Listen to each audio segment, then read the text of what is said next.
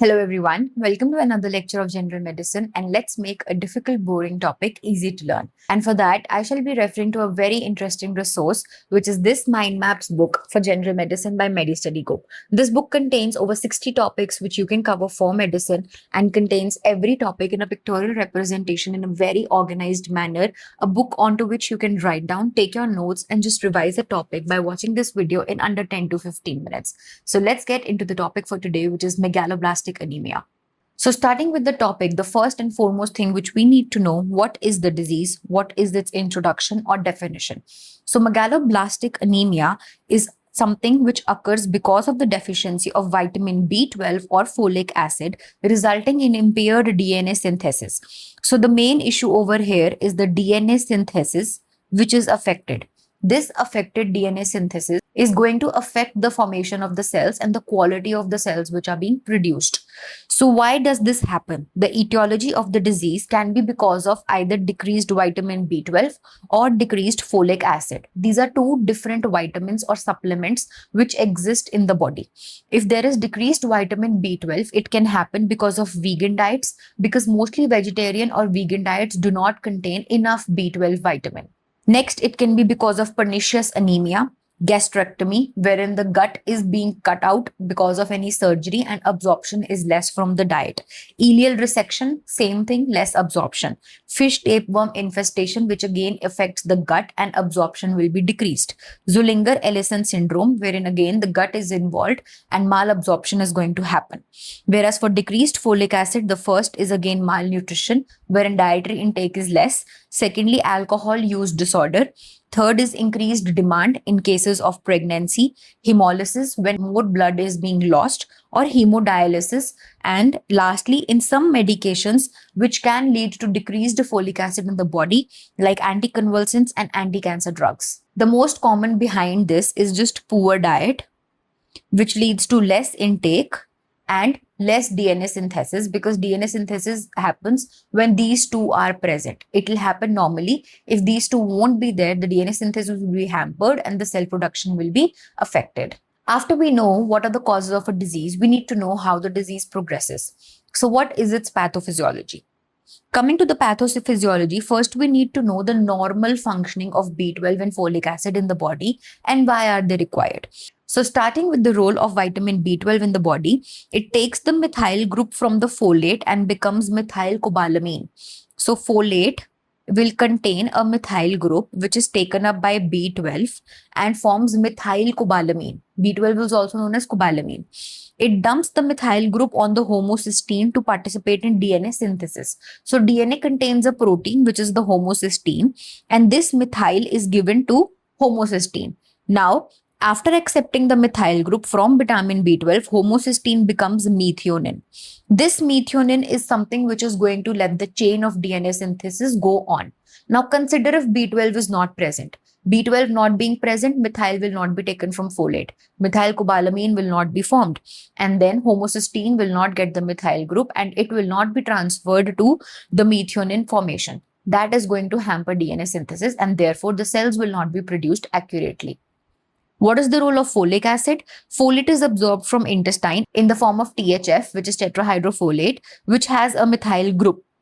It gives that methyl group to vitamin B12, which participates in the DNA synthesis. So both of these are ideally connected, but the treatment varies because if suppose someone is B12 deficient and you keep on giving folate, it's not going to help because folate is there, methyl group is present. But that methyl is not being taken up by B12 because B12 is deficient. So correct diagnosis is important for as to which of these two is leading to anemia. So the basic is that folate contains the methyl group which is transferred to B12, which is transferred onto the proteins for DNA synthesis, and therefore folate and B12 both are important for DNA synthesis. Coming on to what happens if deficiency is present. If deficiency of B12 and folic acid will be there, it results in the failure of DNA synthesis and delayed nuclear maturation. A cell has been formed, but DNA has to make this nucleus in it. If nucleus will not be formed, the cells will be affected and deranged, and therefore the mechanism hampers. RNA and protein synthesis is normal, thus the nuclear maturation lags behind the cytoplasmic maturation. So the RNA and protein synthesis is going to be responsible for the contents of the cell, which is the cytoplasmic contents, but DNA is responsible for the nuclear contents. So nuclear maturation is going to be delayed and cytoplasmic is going to happen normally. This abnormal and impaired cell proliferation causes a delay in the cell division, which increases the time between divisions, resulting in more growth, leading to formation of large cells. So a cell was present, DNA had to be produced, RNA and protein were responsible to create the cytoplasm. This DNA had to create the nucleus. Now suppose the DNA is slow. So this cell will not be able to divide into 2, into 4 further. So there will be too many cells which are large in size. So there will be too many cells which are very large in size. These large cells are known as megaloblasts. And this is how megaloblastic anemia ensues. Coming back to our diagram over here, this is how vitamin B12 and folate affect the DNA synthesis and production of the cells. Secondarily, the vitamin B12 is also responsible for the management and the metabolism of fatty acids, which is in the methylmalonyl co-metabolism. So the methylmalonyl A, which is coenzyme A, is converted into succinyl malonyl coenzyme A by the presence of vitamin B12. And this enters the Krebs cycle for normal fat metabolism. Now, if this B12 is not present, this conversion will not be there, and methylmalonyl coenzyme A will be directly converted to methylmalonic acid. This is not required by the body, and hence it will be excreted in urine, which leads to decreased fat metabolism and leads to myopathy. So this is a secondary side effect which happens because of deficiency of vitamin B12. After we know what is happening, how the disease is progressing, we need to know what the patient looks like and what are the symptoms of megaloblastic anemia. Now, if DNA synthesis is hampered, it is obviously going to hamper the production of so many cells. It's going to lead to deranged metabolism in the body, and neural connection is also going to be affected. So there is going to be depression, weakness, impotence, skin pigmentation, personality change, because the brain will also get affected. The neurons will be affected. Poor memory, visual disturbance, paresthesis, angular cheiliosis, red beefy tongue due to glossitis because B12 will be less, sore throat, and hypochlorhydria, which causes dyspepsia and postprandial fullness. That is, the patient starts to feel full and it leads to pernicious anemia also. The common thing which you see in megaloblastic anemia is the presence of teardrop cells and cells which contain hypersegmented neutrophils. As you can see over here, there are going to be teardrop cells and hypersegmented neutrophils, wherein the neutrophils are getting segmented inside only because the cell is not dividing only. This division, which is delayed, leads to megaloblastic anemia. After we know what the disease looks like, we need to come to the investigations and form a confirmatory diagnosis for the disease so that we can move on to treating the patient.